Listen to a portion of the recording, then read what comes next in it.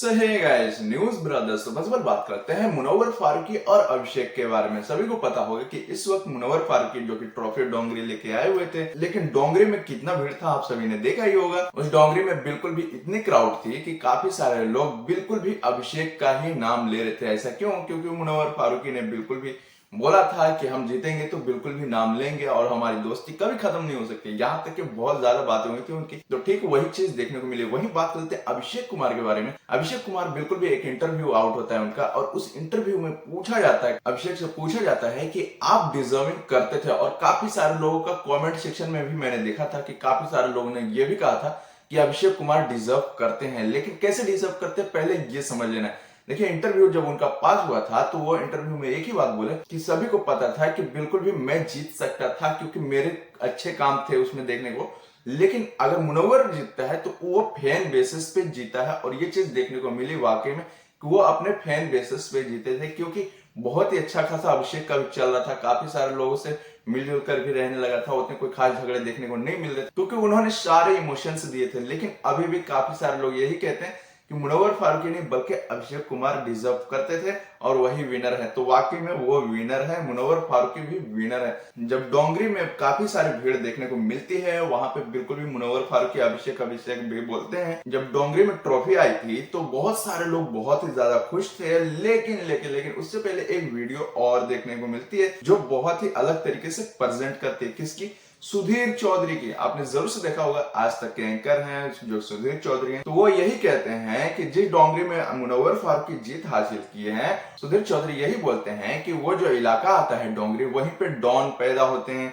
वहीं पे काफी सारे लोग ऐसे लोग, मतलब उन्होंने नाम लिया, जैसे कह सकते हो आतंकवादी, या फिर कह सकते हो याकूब मेमन जैसे लोग, दाऊद इब्राहिम जैसे लोग, मतलब इस तरीके का भाषा का इस्तेमाल किया गया है। तो इस बारे में आप सभी का क्या ओपिनियन है, कमेंट करके जरूर से बताइएगा। तो बढ़ते हैं अगले अपडेट के बारे में। फर्स्ट ऑफ ऑल बात करते हैं निमेश पटेल के बारे में। निमेश पटेल को काफी सारे लोग जानते भी होंगे, काफी सारे लोग नहीं भी जानते होंगे। निमेश पटेल जो कि पेशे से कॉमेडियन है, और यहाँ तक ये भी कह सकते हैं कि स्टैंड अप कॉमेडियन भी है, ठीक है। लेकिन होता क्या है कि वो स्टैंड अप कॉमेडियन इंग्लिश में करते हैं।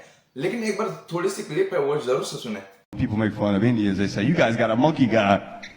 It's true, we do have a monkey god. His name is Hanuman. I researched his origin and his story. His mom was a goddess, and she was walking, and she saw this sage, and she made fun of the sage, and the sage was like, you know what? I'm going to curse you. You're going to turn into a monkey, and your firstborn is going to be a monkey man. And he was born. वो होता क्या है कि ये जो clip है, इस clip में वो बिल्कुल भी हिंदू धर्म का जो भगवान होते हैं, और बजरंग बली भी कह सकते हो, तो उस बारे में उन्होंने बहुत ही ज्यादा गलत कहा है।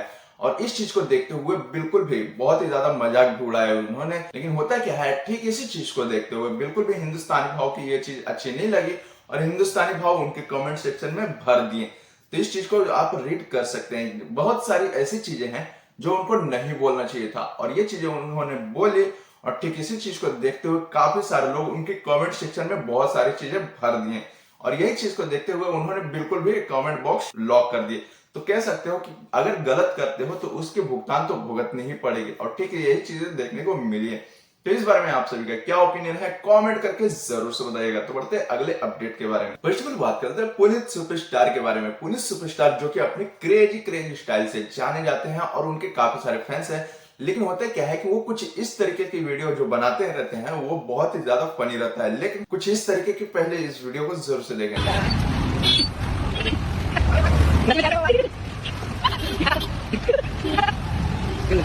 लेकिन कह सकते एकदम खतरनाक वाला सीन है, और मुझे नहीं लगता कि कोई भी ऐसा कर पाएगा। तो कह सकते हो कि एकदम क्रेजी वाला है भाई का स्टाइल। तो बढ़ते हैं अगले अपडेट के बारे में। फर्स्ट ऑफ ऑल बात करते हैं यूके रसन राइडर के बारे में। यूके रसन राइडर आप सभी को पता होगा कि बिग बॉस में फिनाले में देखने को नहीं मिले, जब ट्रॉफी लोग मिल रही थी, लेकिन उस दिन वो देखने को नहीं मिले। लेकिन होता क्या है कि बिग बॉस से जब वो बाहर हो जाते हैं तो काफी सारे गाने निकालते हैं, काफी सारी चीजें एक्सपोज करते हैं, और ठीक इसी कारण से वो बिग बॉस में देखने को नहीं मिले थे। यहाँ तक कि खानजादे भी देखने को नहीं मिली थी। लेकिन होता क्या है कि वहीं पे यूके जनरेशन राइडर जब काफी सारी चीजें एक्सपोज कर देते हैं, तो वही चीज सलमान भाई बिल्कुल भी वहां पे मजाक उड़ाते हुए यही कहते हैं कि बिग बॉस सीजन 16 में वो थे या फिर 17 में थे, मुझे खुद भी याद नहीं, मतलब कुछ इस तरीके की चीज वो बोलते हैं, ठीक है। लेकिन होता क्या है कि अभी हाल ही में एक वीडियो आउट हुआ है एक बंदे का, लेकिन वो यूकेजी स्क्रीन राइटर के बारे में क्या कुछ कह रहा है एक बार जरूर से सुनिए। अनुराग एक मैच्योर इंसान नहीं है, जितना मैं आपको बताऊं, और मैंने काफी स्टडी करा है। आपको अगर पता करना है तो पता कर सकते हैं। अनुराग जो यूके राइडर कहता है वो एक्चुअली मैच्योर नहीं है, वो 8 मंथ डिलीवरी वाला बॉय है, मतलब 8 मंथ में उसकी डिलीवरी हो गई थी। वो मैच्योर बंदा नहीं है, अनमैच्योर है, उसको बात करना नहीं आती, एबनॉर्मल भी है थोड़ा वो, उसकी बातों को कोई भी सीरियस नहीं ले। मैं ये दुनिया को बताना चाहता हूं, अगर आप देखेंगे उसको पोलियो का भी इफेक्ट हुआ है उसके ऊपर काफी। आप उसका लेफ्ट हैंड देखेंगे अनुराग का, तो बहुत पतला हाथ है, इतना पतला है, और उसका वेट जो है 42-43 केजी ओनली, तो 40 किलो के आसपास 40 का वेट है। अगर वो ट्रॉफी जीतता भी तो ट्रॉफी के साथ ही गिर जाता। तो भाई कह सकते हो एकदम खतरनाक वाला सीन बोला है भाई ने, लेकिन कुछ कह नहीं सकते क्या रियलिटी है। लेकिन होता क्या है कि ठीक है यूकेजी स्क्रीन राइटर पे जो चीजें इस्तेमाल की, और ठीक वही चीजें बिल्कुल भी आयशा खान पे भी बात बोली थी ये बंदे ने, कि आयशा खान जो बिग बॉस में गई हुई है मुनव्वर फारूकी पे मतलब बहुत ज्यादा परेशानियां दे रही हैं, इसलिए उनके ऊपर मैं केस करता हूं, केस फाइल करता हूं, मतलब बहुत सारे स्टेटमेंट भी इसके आउट हुए थे। लेकिन इस बंदे का नाम क्या है ये सब आप सभी कमेंट करके जरूर से बताइएगा। तो बढ़ते हैं अगले अपडेट के बारे में। फर्स्ट ऑफ ऑल बात करते हैं झलक दिखलाजा के बारे में। आप सभी को पता होगा कि झलक दिखलाजा में इस वक्त मनीषा रानी देखने को मिली है, वही मनीषा रानी जो बिग बॉस में देखने को मिली थी, लेकिन वो इस वक्त झलक दिखलाजा में है, और शोएब इब्राहिम भी देखने को मिले हैं। लेकिन होता क्या है कि वो लोगों की एलिमिनेशन का टाइमिंग रहता है और उनसे पूछा जाता है कि आप लोग में से कौन कौन हो सकते हो, तो वो अपने अपने जवाब देते हैं। लेकिन वहीं पे अगर कोई देखने को मिलता है तो वो टॉप में 2 लोगों का नाम आता है। पहले नंबर पे आता है मनीषा रानी और दूसरे नंबर पे शोएब इब्राहिम, जो कि इनकी परफॉर्मेंस बहुत ही अच्छी खासी थी, तो वो बिल्कुल भी टॉप में देखने को मिले। और दोनों ही ने बहुत ही ज्यादा मेहनत किया था, इसलिए वो लोग लास्ट वीक के दोनों ने बिल्कुल भी टॉप करने को देखने को मिली है। तो इस बारे में आप सभी का क्या कहना है, क्या ओपिनियन है, कमेंट करके जरूर से बताइएगा। तो बढ़ते हैं अगले अपडेट के बारे में। फर्स्ट ऑफ ऑल बात करते हैं एमी वे बंटाई के बारे में। एमी वे बंटाई बिल्कुल भी देखने को मिलते हैं एयरपोर्ट पे, ठीक है। लेकिन होता क्या है कि वहां पे एक बंदा मिलता है, लेकिन होता क्या है कि वो क्या कहते हैं एक बार जरूर से सुनिए।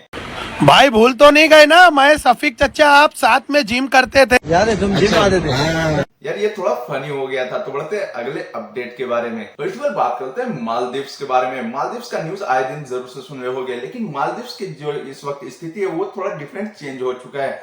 आप सभी को पता होगा कि कुछ ही समय पहले मोदी जी के बारे में कुछ आप शब्द बोले थे, जिसके कारण से बाइकआउट होने लग गया था, और यहाँ तक कि काफी सारे लोग वहां के हमारे भारतीय लोगों के बारे में कुछ अलग तरीके की बातें कहने लगे थे, जिसकी वजह से बाइकआउट पे हम लोग उतर गए। और ठीक यही चीजें देखने को मिली कि जब बाइकआउट पे उतरते हैं तो काफी सारे लोग भारतीय बिल्कुल भी इस चीज से नाखुश हो गए थे। बोले कि अब वहां पे बिल्कुल भी विजिट नहीं करना है, लक्षद्वीप जाना है। पूरे भारत में ऐसे कई सारे लोकेशन है, जैसे गोवा हो गया, और भी कई कई लोकेशन ऐसे हैं जहाँ पे विजिट कर सकते हो। और ठीक इसी चीज को देखते हुए मालदीव का बहुत ही ज्यादा नुकसान देखने को मिल रहा है। अब होता क्या है कि इस साल 2024 में देखने को मिला है कि 1 महीने के अंदर यानी जनवरी की मंथ में अगर लिस्ट निकाली गई तो उस वक्त कितने लोग गए थे, लगभग 2 लाख लोग गए थे, ठीक है। जबकि केवल 2 लाख बिल्कुल भी भारतीय जाते थे, लेकिन अभी 2 लाख इसलिए देखने को मिल रहे हैं क्योंकि बाकी की कंट्री के बारे में मिलाया गया था, ठीक है। अब वहीं पे देखा गया है कि बिल्कुल भी भारतीय 13,000 लोग गए थे जब बाइकआउट से पहले की बात है, ठीक है। तो 13,000 लोग बिल्कुल भी भारतीय गए थे, और वहीं पे चाइना के लोग 18,000, और दूसरी कंट्री के देख सकते हो कि कुछ इस तरीके के लोग हैं। अगर बात की जाए रूस के बारे में तो रूस बिल्कुल भी 18,000 लोग बिल्कुल भी वहां विजिट किए थे। और वहीं पे बात की जाए चीन के बारे में तो वहां पे चीन के लोग बिल्कुल भी 18,000 भी लोग गए हुए थे। बात करी जाए ब्रिटेन के बारे में तो वो भी लगभग 13,000 से लेकर 18,000 तक के लोग गए हुए थे। यहाँ तक कि मतलब ये कुछ लिस्ट है, आप इसे रीड कर सकते, जो कि वहां पे जाने वाले लोगों के बिल्कुल भी भारतीय लोग में से अगर देखा जाए तो बहुत ही कम हो चुका है। तो ये वाकई में बिल्कुल भी सही है, अगर ऐसा करेंगे तो ऐसा ही जवाब में मिलेगा। तो बढ़ते हैं अगले अपडेट के बारे में। आप सभी को पता होगा कि काफी सारे लोग वीडियोस देख रहे हैं लेकिन सब्सक्राइब नहीं कर रहे। देख लेते चैनल पे कितने सब्सक्राइबर हैं, ठीक है। तो हम आपसे यही चाहते हैं कि कोई 10 लोग बिल्कुल भी इसे सब्सक्राइब करके इसे आगे बढ़ावा दे सकते हैं, जिससे कि हमारी वीडियो की रीच बढ़ सके। तो वीडियो को लाइक एंड सब्सक्राइब, तब तक मिलते हैं अगले वीडियो में।